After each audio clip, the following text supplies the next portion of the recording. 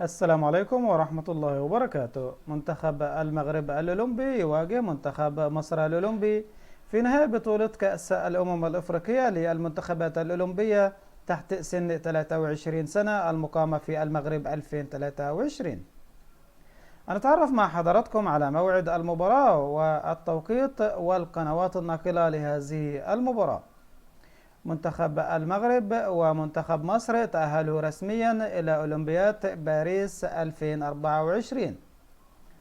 ويواجه منتخب المغرب الأولمبي نظيره منتخب مصر الأولمبي يوم السبت 8/7/2023 على ملعب المجمع الرياضي الأمير مولاي عبد الله في نهائي كأس بطولة إفريقيا تحت 23 سنة للمنتخبات الأولمبية المقامة في المغرب. ومن المقرر أن تنطلق صافرة بداية المباراة في تمام الساعة 9 مساء بتوقيت المغرب وتونس والجزائر، 10 مساء بتوقيت ليبيا والسودان، 11 مساء بتوقيت مصر والسعودية والعراق وقطر واليمن والبحرين والكويت وسوريا ولبنان وفلسطين والأردن، الساعة 12 منتصف الليل بتوقيت الإمارات وعمان.